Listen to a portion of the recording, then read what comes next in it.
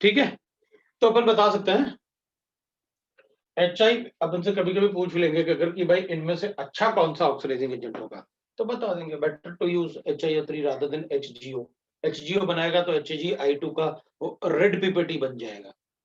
ठीक है, हमें तो कंजम्पशन से मालूम मतलब था कि भाई ये बैकवर्ड ना जा पाए, तो हमें सिर्फ ये अगर कौन इनमें से अगर कोई चूज करने के लिए कहेगा तो HiO3 बता दूंगा, क्योंकि वो वापस इसको I2 में भी कन्वर्ट कर देगा जो मुझे यूज करना है रिएक्शन में, तो रेट ऑफ रिएक्शन भी बढ़ेगा उसको यूज करने से।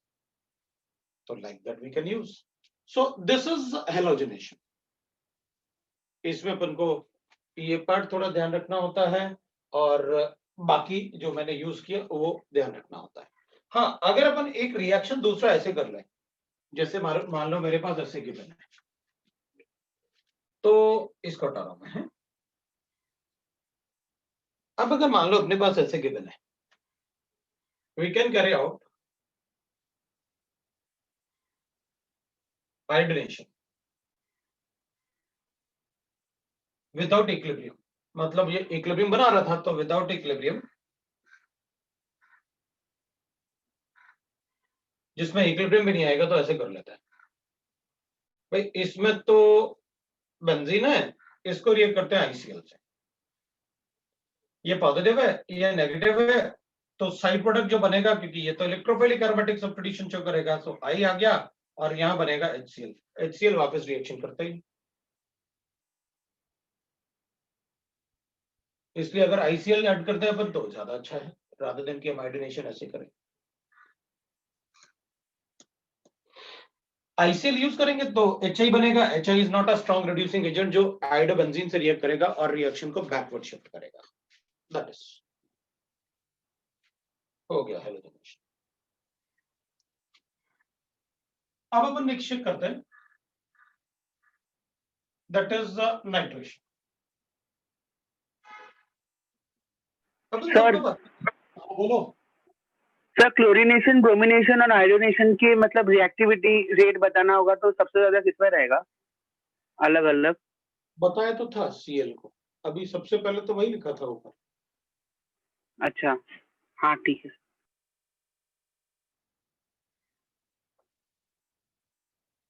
भैया अपने क्वेश्चन पूछते रहना, जैसे इसने पूछा है, जो भी दिमाग में आए पूछ लो। ये आ रहा दिमाग में, आप बताओ क्या करेंगे। Nitration is carried out in presence of, एक तो अपन डायरेक्टली कॉन्सेंट्रेटेड HNO3 ले सकते हैं, और कॉन्सेंट्रेटेड HNO3 को अगर रिएक्शन थोड़ा फास्ट करना है तो कैटलिस्ट ले लेते हैं, कॉन्सेंट्रेटेड H2SO4, या फिर अपन डायरेक्टली ले लेते हैं, दैट इज N2O5। सो ये स्ट्रॉन्गर एसिड देन HNO3, ये कॉम्बिनेशन है, या फिर N2O5 हो जाएगा। तो अपन क्या करेंगे, अपन कहेंगे देखो भाई, नाइट्रेशन के लिए मोस्टली अपन इस पार्ट को यूज करते हैं, तो अपन कहते हैं भाई इधर HNO3 से रिएक्ट करवाते हैं, कॉन्सेंट्रेटेड है वी नो दैट, और concentrated acid stronger than HNO3 वो ले लो, कोई भी एसिड, तो मेरे पास ये प्रोडक्ट बन जाएगा नाइट्रो प्लस H2, बाकी तो कैटलिस्ट होगा। सो स्ट्रॉन्गर एसिड में क्या, तो अपन कहेंगे जैसे आपने लिखा HNO3 है, इसको H2SO4 से रिएक्ट करते हैं, कर ये बेस जैसे बिहेव करेगा और ये एसिड जैसे बिहेव करेगा, क्योंकि ये स्ट्रॉन्गर एसिड है, तो H प्लस आइन इस पे अटैक करेगा। I'll get the product as H3O positive plus NO2 positive plus twice of HSO4 negative, ये मिलेगा। तो रिएक्शन ये एसिड बेस्ड रिएक्शन है, जिसमें अपन को ये सॉल्ट मिल गया। आप इससे डायरेक्टली इसको सॉल्ट भी लिख सकते थे,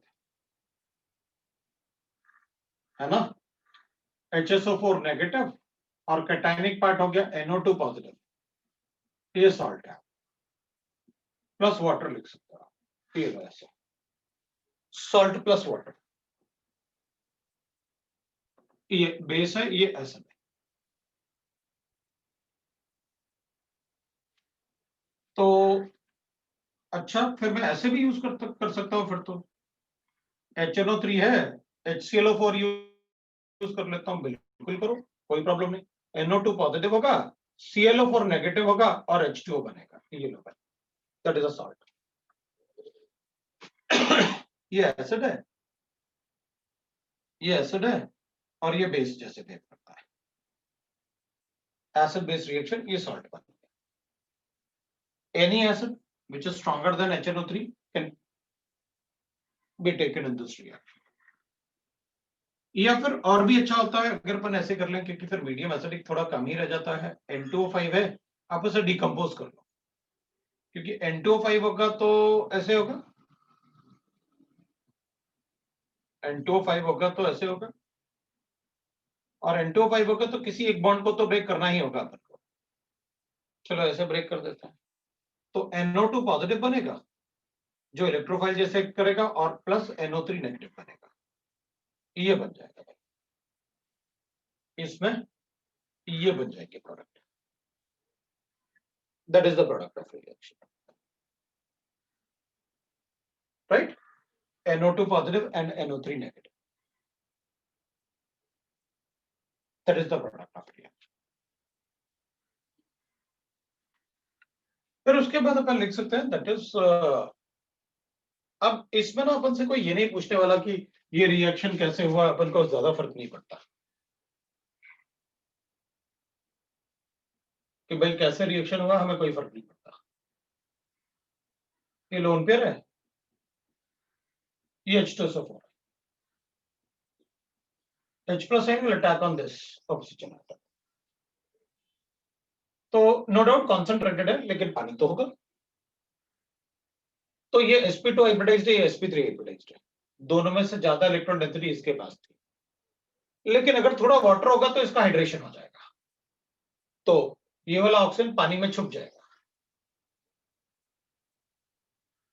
फिर अपन कहेंगे भाई ठीक है, ये रिएक्शन होगा तो विल गेट लाइक दिस।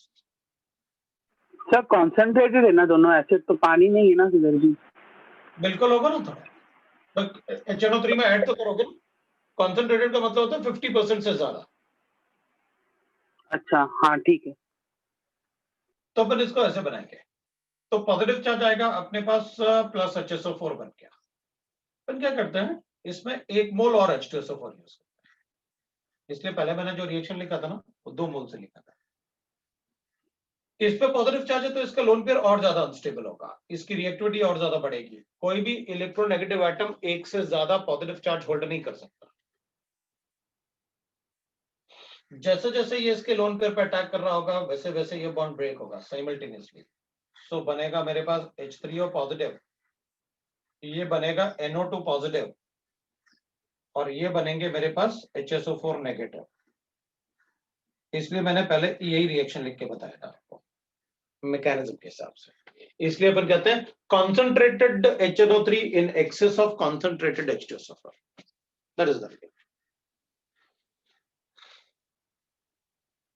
ठीक है, एक बार NO2 जनरेट हो गया, रिएक्शन अपन को पता है कैसे करना है। Electrophilic aromatic substitution in the benzene, जो मैकेनिज्म मैंने आपको लिख के बताया था, वो अपन को पता है कैसे करना है। That is how electrophilic aromatic substitution reaction can take place for nitration।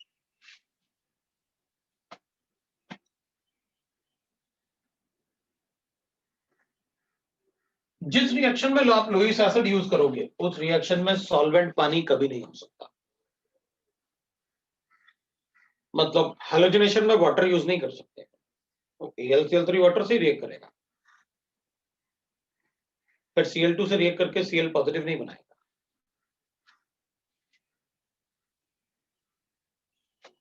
और उसमें शायद कभी अपन से कोई नहीं पूछेगा कि बताओ Cl कैसे बनाया, Cl पॉजिटिव बनाया, वो अपन तो शायद नहीं पूछेंगे कि पहले हमने Cl2 लिया, AlCl3 ऐड किया, ये इलेक्ट्रॉन डेफिशिएंट है, ये इलेक्ट्रॉन रिच था, है ना, ये इस पे अटैक किया, पॉजिटिव चार्ज आएगा, Cl positive charge on this, AlCl3 पे नेगेटिव चार्ज आया, इसका ऑक्टेट कंप्लीट हुआ, नेगेटिव चार्ज आया लाइक दिस। जब इस पे पॉजिटिव चार्ज आएगा तो ये बॉन्ड में पोलैरिटी बढ़ेगी, ये बॉन्ड के इलेक्ट्रॉन इसकी तरफ शिफ्ट होंगे क्योंकि पॉजिटिव चार्ज आएगा। उधर शिफ्ट होगा तो इसको थोड़ा सा हीट करेंगे तो will get that Cl positive, ये बॉन्ड शिफ्ट कर लेंगे अपन इधर, +3 नेगेटिव, ये बन गया आपके पास। इसको मैंने बेंजीन से रिएक्ट करवाया, बेंजीन से रिएक्ट करवाया तो ये बनाएगा क्लोरोबेंजीन प्लस H पॉजिटिव, और इस H पॉजिटिव को मैंने AlCl4 से रिएक्ट करवाया तो ये बनाएगा AlCl3 प्लस HCl। ये तो कैटलिस्ट था, बस इंटरमीडिएट्स बनाए उसने और अपन को प्रोडक्ट मिल गया। तो अपन से कोई ये नहीं पूछने लगा कि ऐसे रिएक्शन करके इसने इलेक्ट्रॉन लिया तो ये बन गया, अब इसका ऑक्टेट कंप्लीट हो तो ये H प्लस साइन से रिएक्ट क्यों करे वापस। तो वी डोंट थिंक कि कभी अपन से पूछेंगे, ये थोड़ा स्लो होगा क्योंकि इसमें बहुत सारे फैक्टर्स होते हैं। एक तो 120 डिग्री से 109 के आसपास बन गया, इसलिए उसमें एंगल स्ट्रेन आ गया। पहले 120 था ना, तो Cl काफी दूर थे, अभी एंगल स्ट्रेन आ गया उसमें। एंगल स्ट्रेन आएगा तो इफेक्टिव ओवरलैपिंग नहीं हो पाएगी बहुत ज्यादा, क्योंकि एंगल छोटे हो गए ना। इफेक्टिव ओवरलैपिंग नहीं हो पाएगी तो वो बॉन्ड थोड़े वीक हो जाएंगे रिलेटिव टू जैसे AlCl3 के। तो इफेक्टिव ओवरलैपिंग ना होने की वजह से वो H प्लस साइन वापस से रिएक्ट करके फिर एंगल स्ट्रेन रिलीज करेगा, तो ये स्टेप होगा। बट मुझे नहीं लगता अपन से उतना पूछेंगे, अगर पूछेंगे तो एक बार बना के देख लेना मैं कहना चाहता हूँ। तो से third point will write sulphonation. Sulphonation carried in, अपन इसमें कॉन्सेंट्रेटेड H2SO4 लिख सकते हैं एक्सेस, डायरेक्टली अपन ओलियम लिख सकते हैं H2S2O7, या डायरेक्टली आप SO3 भी लिख सकते हैं सल्फोनेशन के लिए। इनमें से आप कुछ भी लिख सकते हैं सल्फोनेशन, इनमें से अपन कुछ भी लिख सकते हैं for sulphonation.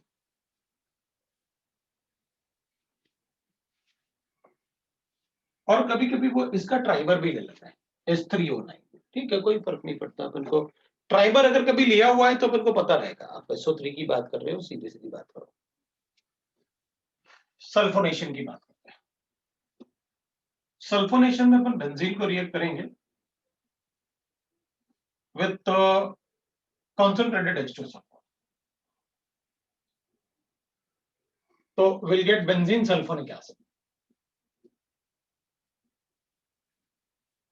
Plus H2 plus H2SO4। मतलब अपन ऐसे लिख सकते हैं कि भाई यहां पर कॉन्सेंट्रेटेड था और यहां पर डाइल्यूट H2SO4 बच गया। H2O4 वाटर के साथ होगा तो अपन डाइल्यूट बता सकते हैं उसको। The reaction is an equilibrium state, reaction जो होता है वो इक्विलिब्रियम में होता है।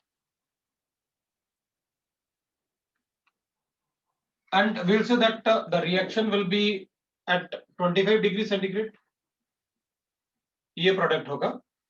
at 100 degree centigrade ये प्रोडक्ट होगा। मतलब अगर आप टेम्परेचर बढ़ाओगे तो रिएक्शन बैकवर्ड फेवर्ड ज्यादा है। That is how the reaction is carried out. 100 degree centigrade में ये प्रोडक्ट है। अगर आप बेंजीन सल्फोनिक एसिड को डाइल्यूट एसिड से रिएक्ट करोगे, it can be any dilute acid, तो अपन बता सकते हैं।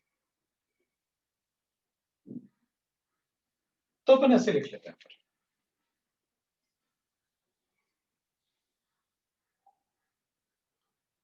पहले H2SO4 है, वो दूसरे H2SO4 मॉलिक्यूल से रिएक्ट करता है to form H3O positive plus HSO4 negative plus SO3, ये बनता है। This will act as electrophile, but this step itself is an equilibrium state. HSO4 negative can react with this, or water with SO3 will form sulfonic, that is H2SO4. वो electrophile जैसे act करेगा तो अपन कहेंगे, मतलब we'll say that SO3 will react with benzene. SO3 के पास 3 delta positive charge है sulphur के पास। अगर 3 डेल्टा पॉजिटिव चार्ज है तो हमने लिखा हुआ है कि अगर किसी एटम से बहुत सारे इलेक्ट्रोनेगेटिव एटम अटैच्ड हो तो वो इलेक्ट्रोफिलिक हो जाएगा, और अगर पाई बॉन्ड अटैच्ड है उससे तब तो बहुत ज्यादा इलेक्ट्रोफिलिक हो जाएगा। क्यों? क्योंकि वो इलेक्ट्रॉन लेके किसी भी पाई बॉन्ड को इजीली ब्रेक कर सकता है। अपन इससे इलेक्ट्रॉन देते हैं, तो इसको शिफ्ट करो। सल्फर 6 से ज्यादा बॉन्ड थोड़ी बनाएगा, तो विल गेट लाइक दिस, इधर पॉजिटिव चार्ज, इधर सल्फर ओ नेगेटिव, ये बन जाएगा। ये बनेगा तो नेगेटिव चार्ज है सोल्यूशन में, ये तो रहेगा ही क्योंकि इसी को तो ऐड किया अपन ने, तो अपन इसको ऐसे बना सकते हैं।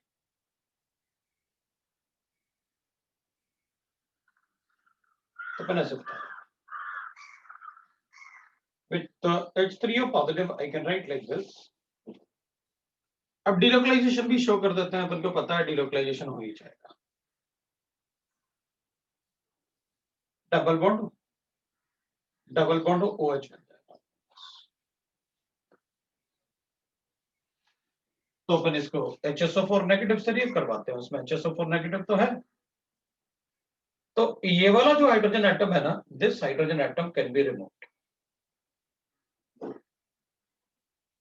अब इस वाले हाइड्रोजन एटम को रिमूव करेंगे तो अपन को पता है आप वापस एरोमेटिक बना रहे हो, तो मैंने इसको वापस एरोमेटिक बना,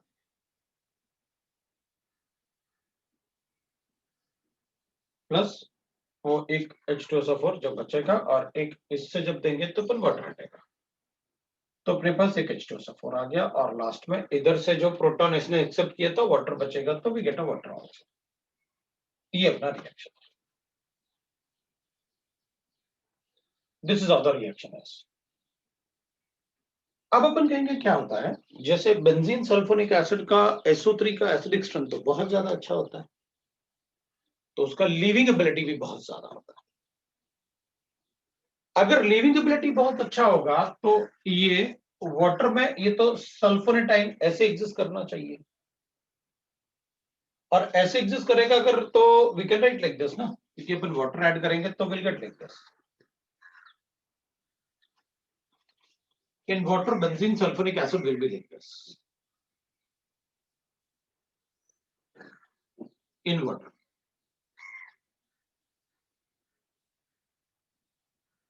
ये ऐसे होगा, और ऐसे होगा तो ऑब्वियसली बात है, because SO3 is a strong acid, is strong acid, उसका लिविंग एबिलिटी भी बहुत अच्छा होना चाहिए, और ये sp2 हाइब्रिडाइज्ड है तो नेगेटिव चार्ज स्टेबल भी होगा। सो वी गेट लाइक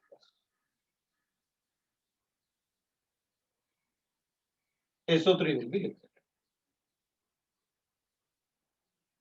और वाटर से, क्योंकि वाटर तो है ही वहां पर, आपने अभी निकाला भी था H3O पॉजिटिव से, सो व्हाट आई गॉट, ये बन जाएगा plus SO3 and this we can write, if required we can write water, otherwise we can write that H plus I plus H2O बन जाएगा।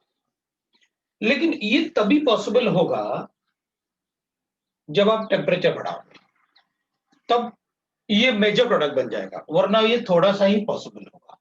क्यों? क्योंकि वाटर है, यहाँ पर थोड़ा सा वाटर बनेगा, थोड़ा सा वाटर बनेगा तो ये सल्फोनेटाइन जैसे बन जाएगा, तो सल्फोनेटाइन जैसे बनेगा तो ऑब्वियस सी बात है, फिर इसका लिविंग एबिलिटी अच्छा करने के लिए मुझे क्या करना पड़ेगा, अगर बहुत ज्यादा बनाना है तो हीट करना पड़ेगा, तो SO3 जल्दी एस्केप कर जाएगा, तो फिर बैकवर्ड रिएक्शन फेवर्ड हो जाएगा 100 degree. Otherwise, we'll say that this is the product of sulfonation, benzene sulfonic acid. So this is sulfonation reaction. इसको अपन कहेंगे सल्फोनेशन रिएक्शन, ठीक है। सर अगर हमसे पूछा कि पर मोल प्रोडक्ट बनने में कितने H2SO4 के मोल यूज हुए तो हम 2 बोलेंगे कि 1, क्योंकि एक बन भी रहा है। 2 बोलेंगे तो यूज कितने हुए तो एक ही बताएंगे। How many moles of H2SO4 is required तो 2 बोलेंगे। यूज तो एक ही हुआ ना, रिक्वायर्ड 2 थे।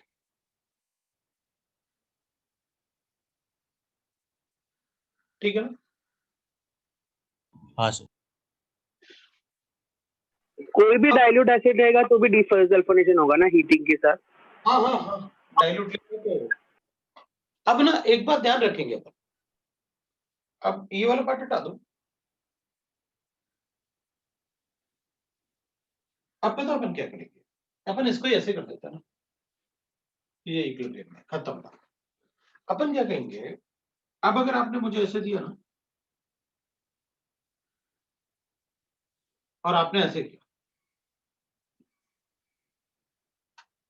मैं डीसल्फोनेशन कर दूंगा।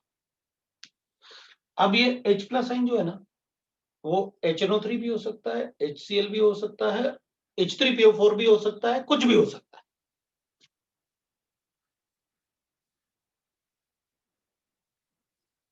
भाई हमें तो इसका प्रोटॉन कहाँ जरूरत है, वो एनाइन बना था ना, इसके लीव करने से ऐसे एनाइन बना था, तो उस बार जरूरत थी अपन को H प्लस साइन की।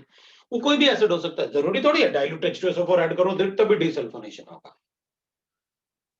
आपने तो डाइल्यूट एसिड के साथ हीटिंग लिखा और बेंजीन सल्फोनिक एसिड है, हमने सल्फोनिक ग्रुप को उड़ा दिया।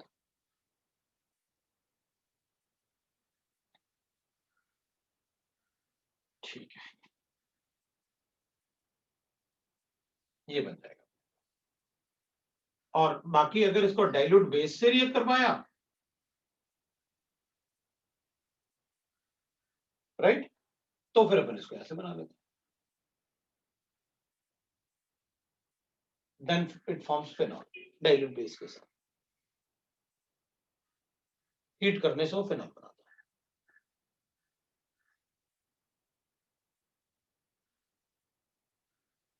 तो अब सबसे बड़ी बात मुझे ये पता चल गया इसका इंपॉर्टेंस। एक तो मैं सल्फोनिक ग्रुप को इजीली लगा भी सकता हूं, हटा भी सकता हूं। दूसरा मैं फिनॉल भी बना सकता हूं। एक पार्ट। दूसरा पार्ट अपन से कोई ये पूछे अगर कि H2SO4 जो है वो ये सेल्फ एसिड बेस्ड रिएक्शन है क्या? बिल्कुल है, ये सेल्फ एसिड बेस्ड रिएक्शन बिल्कुल है। मतलब एक H2SO4 एसिड जैसे बिहेव कर रहा है और दूसरा H2SO4 बेस जैसे बिहेव कर रहा है।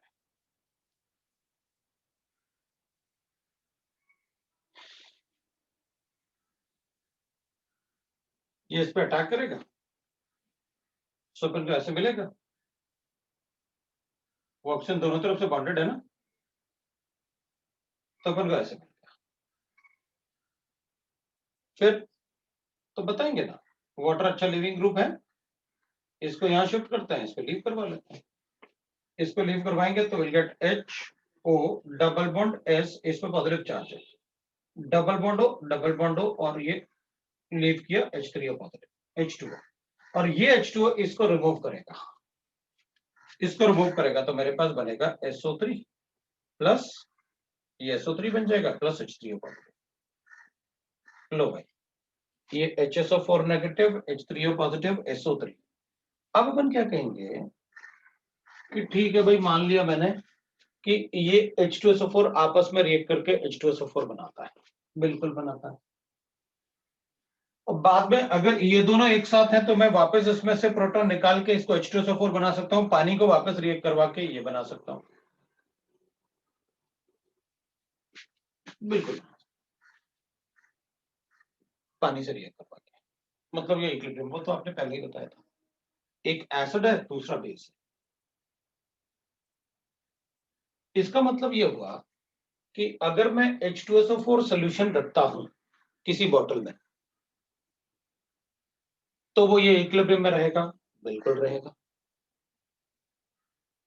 मैं जितने बार बॉटल को ओपन करूंगा उतने बार ये उड़ेगा, बिल्कुल उड़ेगा।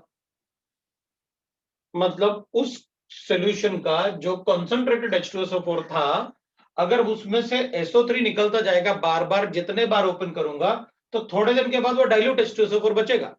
बिल्कुल, आफ्टर 6 मंथ्स अगर हम उसे 20-25 बार ओपन कर लें तो उसमें से जितने बार आप ओपन करोगे उतने बार SO3 स्केप करेगा, मतलब वो धीरे धीरे डिकम्पोज करके क्या बना देगा, डाइल्यूट H2SO4।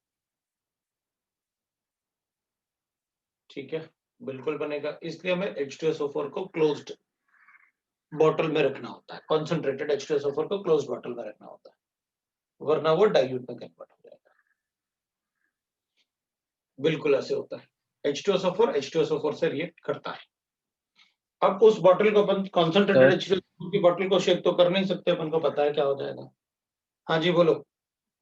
सर आपने वो बेस के साथ रिएक्ट करके फिनॉल कैसे बनाया, वो जरा मैकेनिज्म बता सकते हैं? हाँ बताऊंगा ना, आप चिंता मत करो, वो तो मैंने आपको बता दिया बस ऐसे कि फिनॉल ऐसे बन जाएगा, आप चिंता मत करो, बताऊंगा मैं। वही बताने वाला था मैंने को, पहले थोड़ा तो इलेक्ट्रोफिलिक एरोमेटिक आगे जाए, है ना। ये जो रिएक्शन है जिसमें दोनों एसिड में से एक एसिड मत बेस की तरह रिएक्ट करता है, एक एसिड एसिड की तरह रिएक्ट करता है, ये सिर्फ H2SO4 में ही दिखते हैं ना हम लोग। ऐसा सिर्फ H2SO4 में ही होता है ना? H2SO4 से रिएक्ट करेगा। हाँ, मतलब एक एसिड एसिड की तरह रिएक्ट करता है, दूसरा बेस की तरह रिएक्ट करता है। हाँ बिल्कुल। फिर इसके अलावा ये सारी चीजें सिर्फ सॉल्वेंट में होती हैं, हाँ ठीक है सर। है ना। जैसे अपन कहते हैं ना सेल्फ प्रोटोनेशन,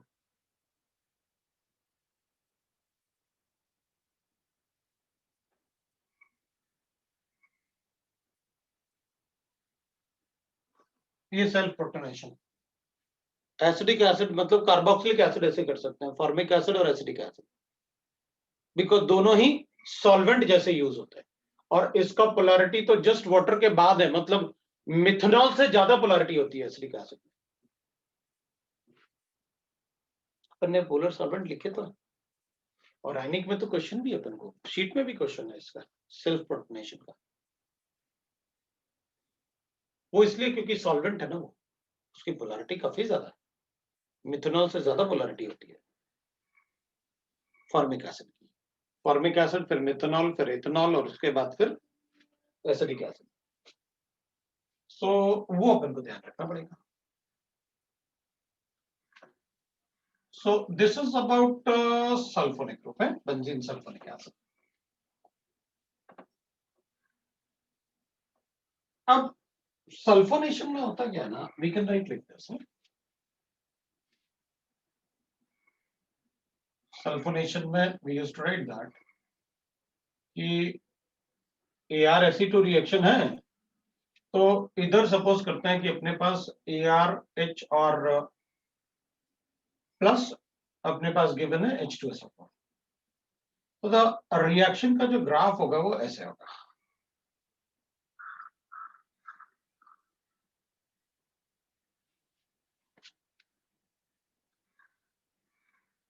और रिएक्शन का जो ग्राफ होगा वो ऐसे हो जाएगा।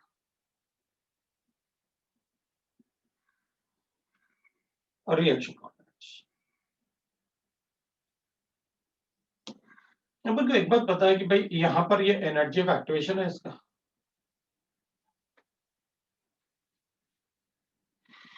ये E2 है, ये थ्रेशोल्ड एनर्जी। तो अपन कहेंगे भाई थ्रेशोल्ड एनर्जी ना जो अपन ने लिखा हुआ है, इन दोनों में ज्यादा डिफरेंस नहीं होता, इसलिए इंटरमीडिएट इधर भी जा सकता है, इधर भी जा सकता है, आई इज इंटरमीडिएट। बाकी सब पार्ट पता है, अपन को लिखने की जरूरत नहीं, आप जो मेन पार्ट है उसको बता दो। तो अपन क्या कहेंगे, ये ट्रांजिशन स्टेट 1 है अपने पास, और ये ट्रांजिशन स्टेट 2 है अपने पास। अगर हम चेक करेंगे कि इस स्टेप में, क्योंकि रिएक्शन इक्विलिब्रियम में है, क्योंकि इधर भी जा सकता है और इधर भी जा सकता है, ये बन गया तो अपन को हीट करना पड़ेगा थोड़ा, वो बताया आपने 100 डिग्री, इसलिए तो बताया क्योंकि रिएक्शन ओवरऑल एक्सोथर्मिक था। इसलिए हीट करके फिर आपने बताया कि हीट करके ही इधर जा पाओगे मेजर प्रोडक्ट। तो अपन कहेंगे भाई ठीक है, अब अगर मान लो इसकी जगह मैंने बेंजीन की जगह जो बेंजीन था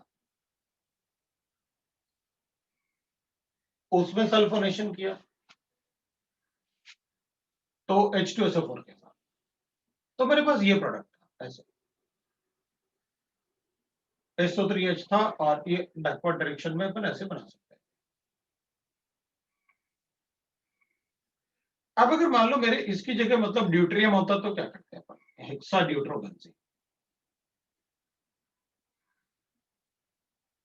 तो फिर और H2SO4 से रिएक्ट करता तो अपन कहते हैं कोई बात नहीं, इस स्टेप में मुझे CD बॉन्ड को ब्रेक करना पड़ता।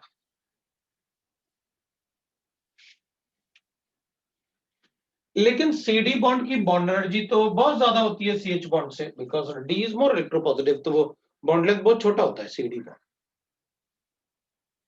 अगर ये बॉन्ड, बिकॉज डबल का डिफरेंस है ना न्यूट्रॉन्स में, डबल का डिफरेंस है, इसका मतलब है ये, इसलिए अपन आइसोटोपिक इफेक्ट सिर्फ D से ही पढ़ते हैं, D और H से। अपन आइसोटोपिक इफेक्ट Cl वगैरह से नहीं पढ़ते या Br वगैरह से। एक Cl37 होता है, एक Cl35 होता है, कि दो ही न्यूट्रॉन का डिफरेंस है, मतलब मास में डिफरेंस डबल का नहीं है। लेकिन इसमें क्या होगा, मास में डबल का डिफरेंस है, हाइड्रोजन और ड्यूटेरियम। अगर मास में डबल का डिफरेंस है, इसका मतलब है कि उसके बॉन्ड एनर्जी में भी बहुत ज्यादा डिफरेंस होगा। तो फिर अगर मैं इसकी जगह ये होता तो कहते हैं कि भाई पहले स्टेप में जब SO3 अटैक करेगा तब तो मुझे इसके बॉन्ड ब्रेक करने थे, कोई फर्क ही नहीं पड़ता कि भाई H रहे या D रहे। लेकिन since entire reaction is in equilibrium state, तो अगर CD की जगह CH को ब्रेक करना पड़ा तो इजी होगा, CD को ब्रेक करना होगा तो मुश्किल होगा, तो reaction will be.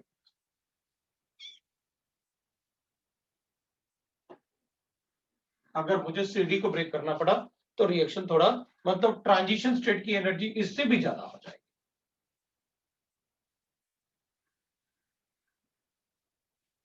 But this energy जो हो गया, ये वाला जो एनर्जी होगा वो छोटा ही होगा इससे, इसलिए रेट डिटरमिनिंग स्टेप तो यही रहेगा,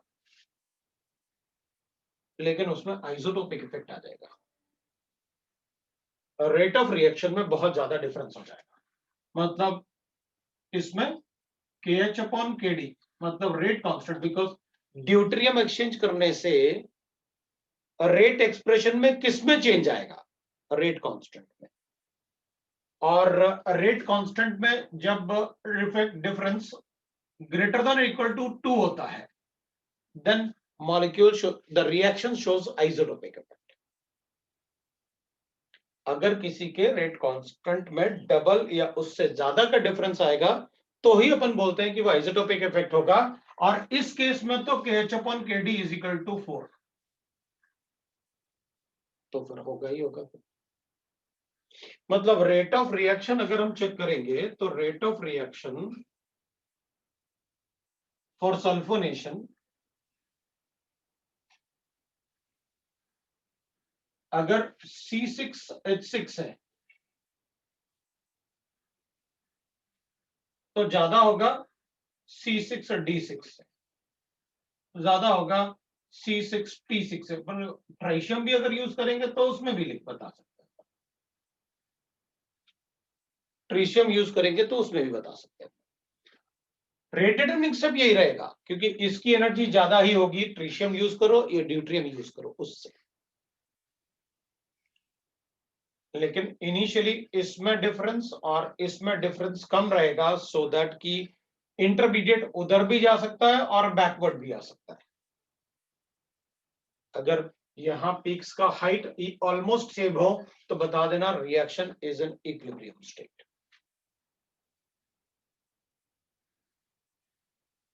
तब रिएक्शन को इक्विलिब्रियम बता देना। तो इसमें आइसोटोपिक इफेक्ट होगा, because CD bond is stronger than CH bond था, ये CD बॉन्ड के लिए ऐसे बता सकता हूं। दोनों पिक्स का हाइट सेम नहीं रहेगा ना सर? दोनों पिक का हाइट इन दोनों का सेम बना दो एग्जैक्ट, आइसोट्रोपिक इफेक्ट में? नहीं, जरूरी नहीं कि इन दोनों के हाइट एग्जैक्टली सेम हो जाए।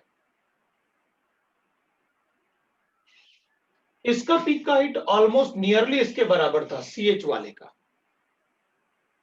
तो ऑब्वियसली बात है CD वाले का थोड़ा ज्यादा। सेम नहीं होगा ना लेकिन? नहीं, ठीक है सर लेकिन हम मतलब रेट डिटरमाइनिंग स्टेप में हम बोलते हैं जो स्लोएस्ट रहेगा स्टेप उसको हम रेट डिटरमाइनिंग स्टेप बोलते हैं। तो जब ये ड्यूटेरियम रहेगा तो दूसरा वाला जो पीक है वो तो बढ़ गया है, तो उसमें ज्यादा स्लोली होगा ना फिर।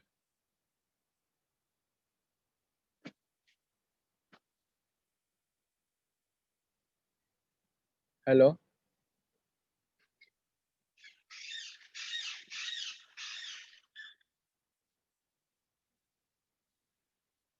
हेलो हेलो बोलो। हाँ सर, मतलब मैं बोल रहा था कि अभी जो ड्यूटेरियम वाला है उसमें सेकंड पीक मतलब सेकंड ट्रांजिशन फर्स्ट ट्रांजिशन से ज्यादा हो गया ना। लिखा तो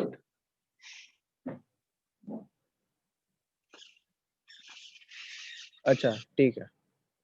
अपन तो स्लो स्टेप उसी को मानते हैं ना जिसमें सबसे ज्यादा एनर्जी यूज हो, हाँ हाँ है ना। इक्विलिब्रियम तो अपन इसलिए बता रहे हैं कि भाई इंटरमीडिएट इधर उधर हो सकता है, रेट डिटरमिनिंग स्टेप थोड़ी इधर उधर हो सकता है। वो पूरा रिएक्शन इक्विलिब्रियम में है, इसलिए अपन कह रहे हैं कि जो कहीं ना कहीं तो इफेक्ट हो ही सकता है ना रिएक्शन। तो आइसोटोपिक इफेक्ट बता रहे हैं अपन चेंज करने के, अपन ये थोड़ी बता रहे हैं कि रेट डिटरमिनिंग स्टेप चेंज हो जाएगा। इन दोनों में गैप काफी अच्छा आ गया ना E3 और E2 में। तो अपन कह रहे इतना गैप आ गया कि वहां K2 जो है, KH जो है वो बहुत ज्यादा था KD के कंपैरिजन में। तो अपन ने इसलिए तो कहा कि भाई आप आइसोटोपिक इफेक्ट तभी बताना जब KH अपॉन KD क्या हो जाए, ग्रेटर जब than two. Greater than equal to 4। 2 से ज्यादा या 2 के बराबर हो, कम से कम डबल का डिफरेंस तो होना ही चाहिए। ठीक है, तो ये अपना सल्फोनेशन का आइसोटोपिक इफेक्ट था जो इक्विलिब्रियम में था। इक्विलिब्रियम में था इसलिए उसमें आइसोटोपिक इफेक्ट आया। इसका मतलब है इक्विलिब्रियम में। बाकी ऐसे केसेस में क्या था ना कि अगर मान लो मैं कहूंगा नहीं नहीं मैं तो नाइट्रेशन में भी आइसोटोपिक इफेक्ट पढ़ूंगा, मेरी मर्जी, मैं तो नाइट्रेशन में भी ऐसे करूंगा, करो, क्या फर्क पड़ता है, मैं तो उसमें भी आइसोटोप लूंगा। तो भैया इन दोनों में डिफरेंस बहुत ज्यादा था। और अगर आप CH लेते हो और CD को लेते हो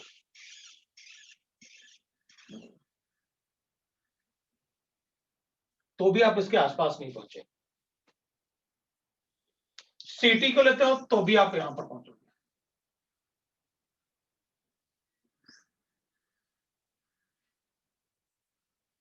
उनमें डिफरेंस बहुत कम था।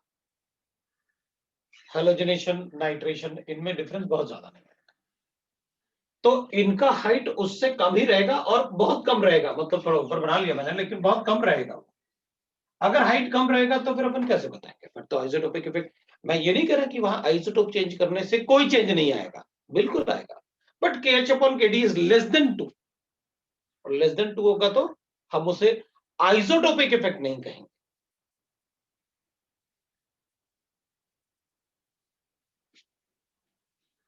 ठीक है ना, अपन उसे आइसोटोपिक इफेक्ट नहीं कहेंगे।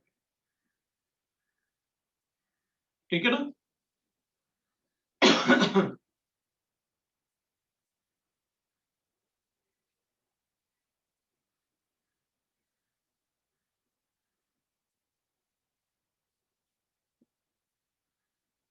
अब मैं ना ये वर्ड नहीं बोलना चाहता था, प्राइमरी सेकेंडरी, छोड़ो ना, मतलब क्यों परेशान होना।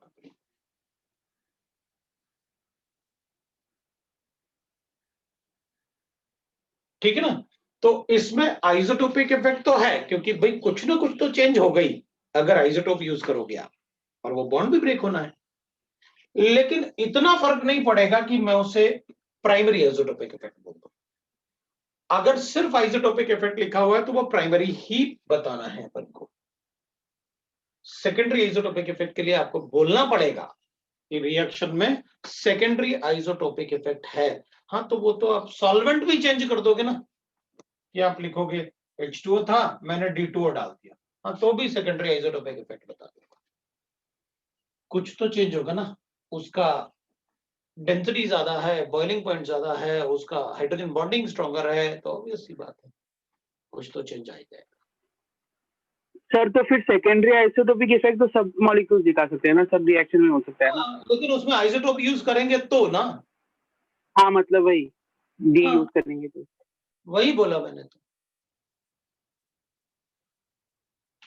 ठीक है ना, इसलिए तो वो सेग्रीगेट कर दिया। अब तुम लोग मतलब ऐसे रिपीटर्स हो तो तुम लोग उतने मैच्योर्ड हो कि फटाफट समझ भी जाओगे भाई, जो अगर कहेंगे। छोटे बच्चे होते हैं 11th-12th वाले, उनको समझ भी नहीं आता पहले करना क्या है। तो अभी तो एक बार पढ़ चुके हैं, आपको पता है। अच्छा, सेकेंडरी और प्राइमरी में अपन कैसे डिफरेंशिएट करेंगे। प्राइमरी मतलब KH/KD आप KH/KD आप 2 से बड़ा बताने वाले हो, या इक्वल टू एटलीस्ट 2 होना चाहिए। लेकिन अगर कुछ भी चेंज कर दो आइसोटोप का, हम कह रहे 1.1 तो हो जाएगा ना, सॉल्वेंट यूज करने से 1.2 या 1.1 तो हो ही जाएगा ना। हाँ तो सेकेंडरी बताओ ना उसको।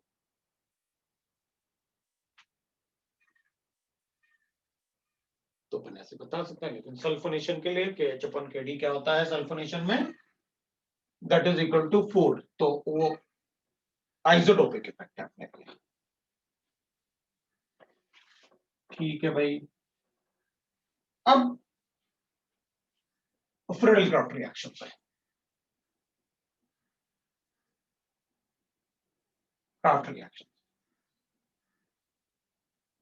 अपन को पता है 2 टाइप्स होते हैं, सबको पता है 2 टाइप्स होते सर आप वो सल्फोनेशन में OH फेनॉल कैसे बनता है वो बताने वाले थे ना।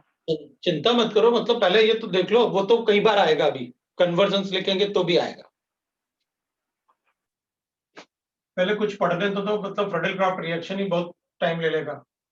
तो अपन क्या करेंगे, अल्काइलेशन और एसाइलेशन 2 टाइप के होते हैं। वो तो फिनॉल में भी आएगा, आप तो कितने सारे मेथड बताओगे, तब पूछ लूंगा, चिंता मत करो आप। एसाइलेशन, मुझे लगे तो यार कुछ खत्म हुआ आज, ठीक है। तो एसाइलेशन की बात करते हैं। अगर अपन एसाइलेशन की बात करेंगे तो we can write like this. Alkylation में तो बेंजीन में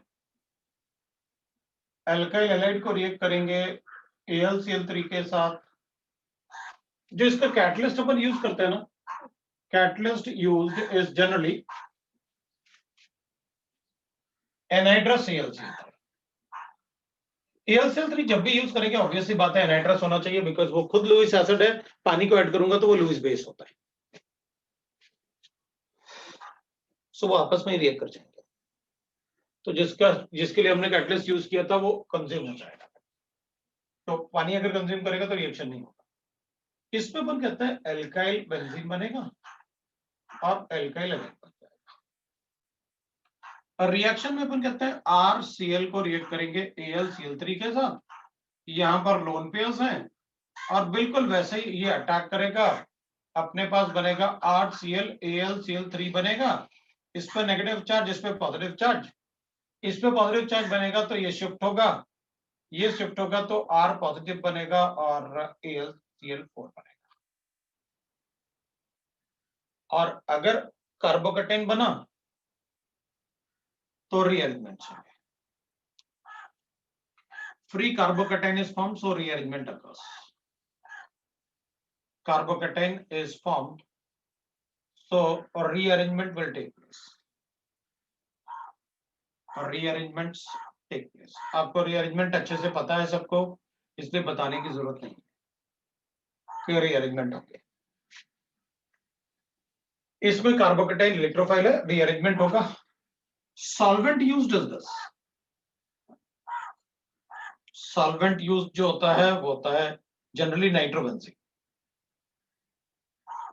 नाइट्रोबेंजीन या फिर CH2Cl2, ये सॉल्वेंट यूज होता है। This is a polar aprotic solvent, ये वाला, ये भी पोलैरिटी है, बट हम इसको जनरली सॉल्वेंट जैसे यूज नहीं करते।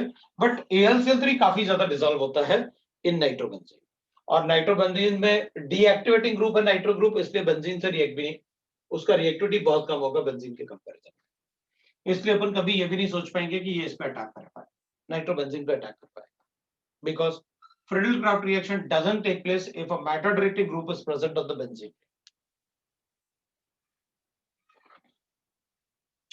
इसमें एक ही सबसे बड़ा प्रॉब्लम होता है, मेन प्रॉब्लम इसमें ये होता है पॉलीसल्फोनेशन, पॉलीअल्काइलेशन टेक प्लेस, पॉलीअल्काइलेशन अकर्स। मतलब जब इलेक्ट्रोफाइल इस पे अटैक करेगा तो ये बनेगा। अब मान लो इसमें ये 1 मोल है और ये भी 1 मोल यूज किए, तो जैसे ही यहां पर कुछ इलेक्ट्रोफाइल ने अटैक करके ये बना दिया, तो फिर बाकी इलेक्ट्रोफाइल इसको छोड़ के इस पे अटैक करना शुरू कर देते हैं, because this is more activating than this. अगर ये ज्यादा एक्टिवेटिंग होगा तो फिर बाकी इलेक्ट्रोफाइल उस बेंजीन पे अटैक करना शुरू कर देते हैं जिसपे एल्काइल ग्रुप लगा हो, बिकॉज इसकी रिएक्टिविटी ज्यादा होगी इससे। तो इस रिएक्शन में जो मेजर प्रॉब्लम आता है वो यही आता है कि पॉलीअल्काइलेशन अकर्स।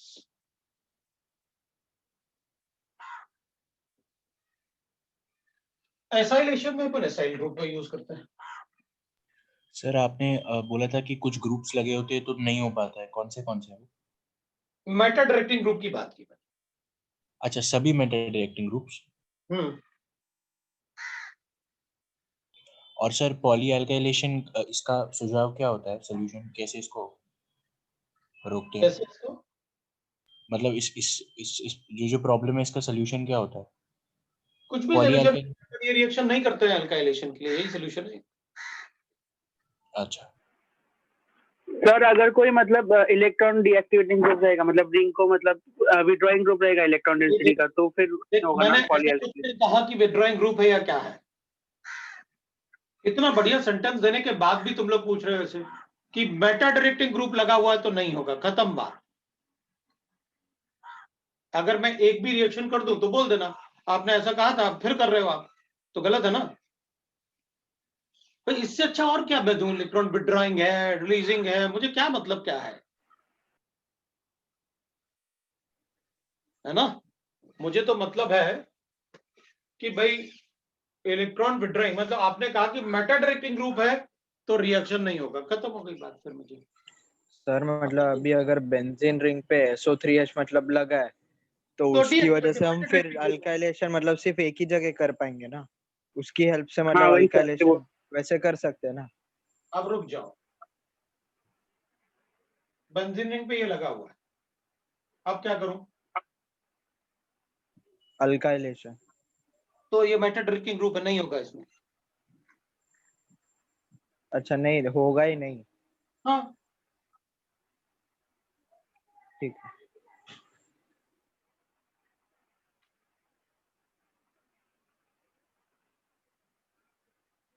तो अब इसमें एक्चुअली क्या ना, फ्रेडल-क्राफ्ट रिएक्शन था, चाहे वो अल्काइलेशन हो या acylation. Reaction do not take place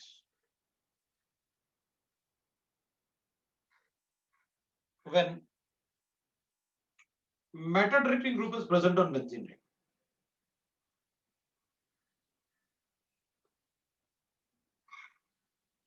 Metal directing group is already present on benzene.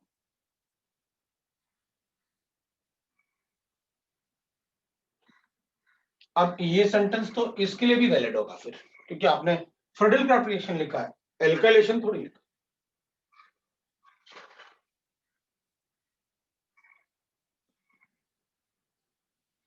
चलो देखते हैं। अब अगर अपन इसको रिएक्ट करते हैं RC डबल, अब ये वाला सेंटेंस तो मैं बोलता ही नहीं, लेकिन उसको तब बोलता मैं जब मतलब लिमिटेशन वगैरह लिखते हैं, ऐसे कुछ करते थे। अरे तुम लोग को आइडिया है what is meta directing group, what is ortho para directing group, इसलिए मैंने उसको बोल दिया। तो अपने पास एसाइलेशन में एसाइल क्लोराइड चाहिए, इसको AlCl3 से रिएक्ट करते हैं तो will get the product as C double bond O R। Methyl benzene है ना, सो मिथाइल या एल्काइल लिखो ना, मिथाइल पे लिख रहा है एल्काइल बेंजोफेनॉल।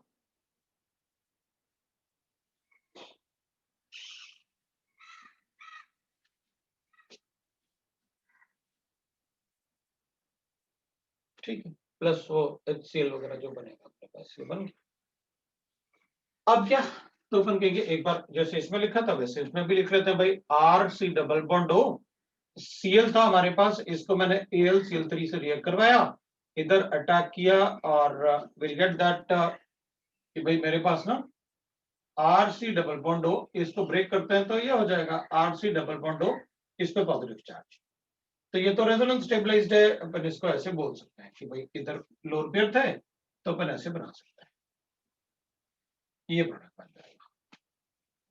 दोनों में से वो ज्यादा स्टेबल होगा क्योंकि इसका ऑक्टेट कंप्लीट है। अपन इसको ऐसे भी बता सकते हैं, RC double bond O Cl, क्योंकि AlCl3 है तो अब लोन पेयर यहां भी है और इलेक्ट्रॉन डेंसिटी यहां पर ज्यादा है इससे, तो AlCl3 इधर भी अटैक कर सकता है, तो इधर अटैक करेगा तो वहां अटैक कर लेंगे। ये AlCl3 हो गया, इस पे नेगेटिव चार्ज है और इस पे पॉजिटिव चार्ज आएगा, ये Cl हो गया। इलेक्ट्रोफाइल ये भी हो सकता है, इलेक्ट्रोफाइल ये भी हो सकता है। ये असाइल क्लोराइड से बना हुआ है, इसलिए अपन इसे तो कहते हैं असाइलियमाइन। वो इलेक्ट्रोफाइल होगा असाइलियमाइन। ये भी इलेक्ट्रोफाइल हो सकता है क्योंकि अगर इधर इलेक्ट्रॉन विड्रॉ होंगे, पॉजिटिव चार्ज आएगा तो बॉन्ड में पोलैरिटी आएगी, पोलैरिटी आएगी तो डबल बॉन्ड बनेगा। प्रोडक्ट दोनों से सेम ही बनेंगे, इसलिए अपन को ज्यादा टेंशन नहीं है।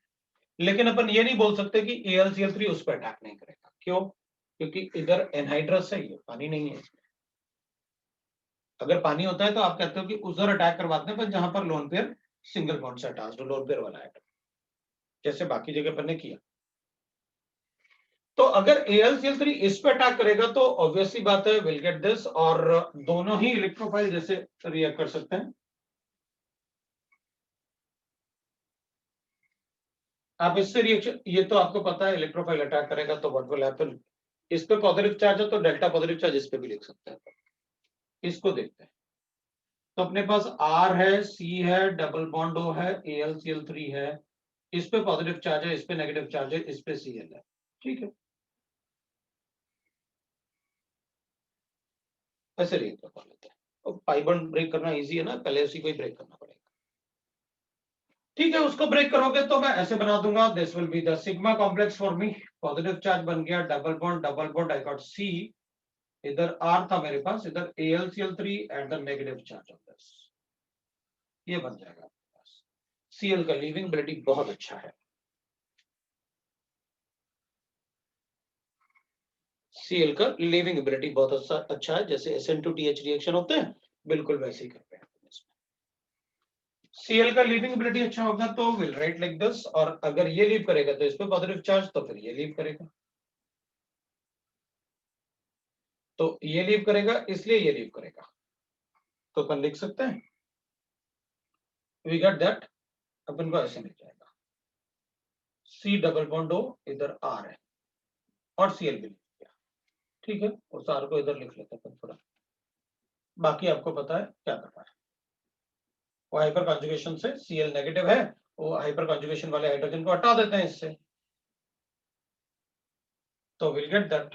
अब इसको नहीं लिख रहा, उनको पता है आप C double bond O R लिखोगे, that is the product of the reaction. अब अपन क्या करेंगे, इन दोनों में इधर Cl एक ही साइड था ना जहां AlCl3 अटैक कर सकता है, इधर दो साइड है जहां AlCl3 अटैक कर सकता है, इसलिए इस रिएक्शन में हमको AlCl3 एक्सेस में लेना होता है, बिकॉज कुछ यहां रिएक्ट कर जाएगा, कुछ यहां रिएक्ट कर जाएगा, दोनों ही जगह रिएक्ट कर सकते हैं, इसमें हमको AlCl3 एक्सेस में नहीं लेना होता है। सो यहां पर अपन लिखेंगे excess of AlCl3 is used, Cl3 is required. इसमें पहले से जो कार्बोकेटाइन बना हुआ है वो रेजोनेंस स्टेबलाइज्ड है, तो फिर वहां रीअरेंजमेंट नहीं होगी, नो रीअरेंजमेंट्स। अगर रीअरेंजमेंट नहीं होगा तो अपन कहेंगे ठीक है भाई, यहां पर पॉजिटिव चार्ज आएगा, मतलब जहां Cl अटैच्ड है उसी को बस बेंजीन से अटैच कर दो, अपना प्रोडक्ट बन जाएगा। इसमें एक ही प्रॉब्लम है अपने लिए कि AlCl3 एक्सेस में लेना पड़ेगा बस, उसके अलावा इस मेथड में हमें कोई प्रॉब्लम नहीं। इसमें पॉलीएसाइलेशन पॉसिबल ही नहीं है, क्योंकि ये खुद जो बन रहा है वो इलेक्ट्रॉन विड्रॉइंग ग्रुप है, मेटल डायरेक्टिंग ग्रुप है।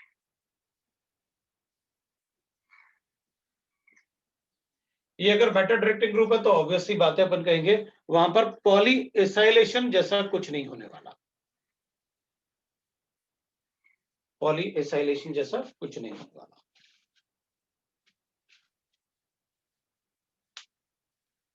ठीक है,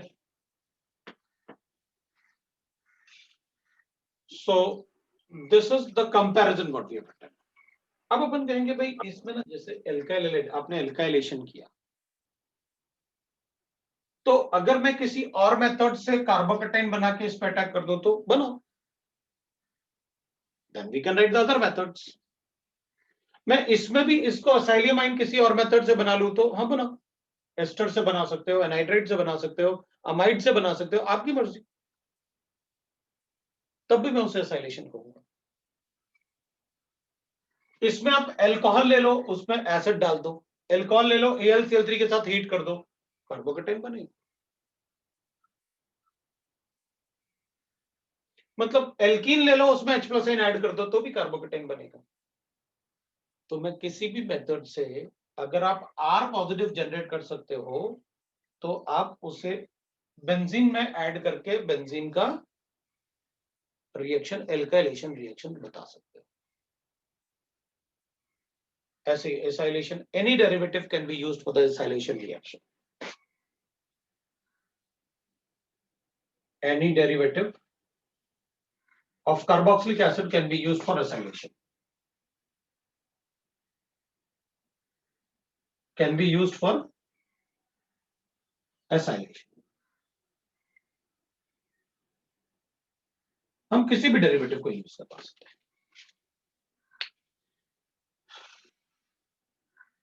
तो आज अपन यही रुकेंगे।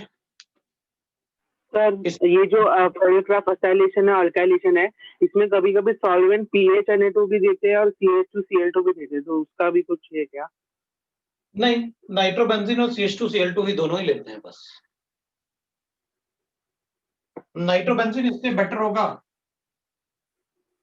क्योंकि CH2Cl2 तो AlCl3 से भी रिएक्ट कर सकता है, ये किसी भी कंडीशन में इससे रिएक्ट नहीं करेगा, फ्रेडल-क्राफ्ट अल्काइलेशन नहीं होगा इसमें, because that is a metal directive. ये अच्छा, हाँ ठीक है सर जो आपने क्लास लिया अभी वो मतलब कैंसिल हो गया, सेकंड वाला क्लास हमारा फिजिक्स का? सेकंड वाला क्लास कैंसिल हो गया? आई नहीं, यही टाइम पे था पहला वाला क्लास। नहीं, यही दूसरा टाइम क्लास हाँ मैंने बताया ना भाई, मतलब मेरा क्लास था मतलब 11 o'clock, इसलिए मैंने 9 o'clock कर लिया, थोड़ा सा आज क्लास में। हमारा टाइम 9:45 से था।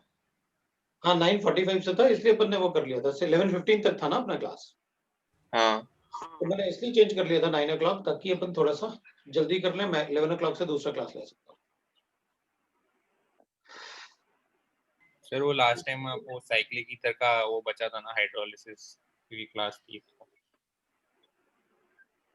अब उसको भी नेक्स्ट टाइम ही पढ़ लेना। ठीक। वैसे आज का क्लास अपन को 8 बजे शुरू कर लेना था, पता, अगर 8 बजे तुम लोग शुरू कर लेते ना तो मेरे पास मतलब टाइम था, अपन उसको कंटिन्यू रखते। तुम ना मतलब ट्यूसडे को ध्यान रखा करो कि ट्यूसडे को अगर अपना ऐसा कुछ हुआ ना गड़बड़, ऐसा आगे पीछे क्लास, तो मेरा ट्यूसडे को नंबर ऑफ क्लासेस कम होते हैं, वरना मेरे क्लासेस बहुत ज्यादा होते हैं। सर कल भी 9:45 से। कल भी 9:45 से है? नहीं सर, कल 8 बजे से। हाँ, नहीं 8 बजे से है कल। कल 8 बजे से है। हाँ एक काम किया करो तुम लोग, मतलब अपन 8 बजे से क्लास है तो उसको ना जैसे 7:45 या 7:30 तुम लोग रेडी रहा करो, 7 o'clock के आसपास उठ के अगर मुझे जल्दी लगा कि मतलब जल्दी कर लेते हैं क्लास तो कर सकते हैं, पूरा सिलेबस निकलेगा और क्या। सर लेकिन मतलब एक दिन पहले बोल दिया कर, क्योंकि आज का मेरे को पता नहीं था तो मैं उठा ही लेट था। मेरे बाद में देखा कि आपने 9 कर दिया। अच्छा, एक दिन पहले बोल दे। हाँ, एक दिन पहले बोल सकते हैं, कोई प्रॉब्लम नहीं। हाँ सर, जिस दिन आपको मतलब जल्दी लेना है ना, तो आप एक दिन पहले व्हाट्सएप पे डाल दीजिए 7:30 तक, हम रेडी रहेंगे। चलेगा, एक दिन पहले हैं। हाँ सर। ठीक है, एक दिन पहले बता। सर शीट भेज कॉल दीजिए। कर देना। हाँ, शीट भेज देता हूँ। हाँ सर, ORM 1 2 दोनों की भेज दीजिएगा। चलो बेटा, अभी भेज देता हूँ। ठीक है, हाँ, बाय।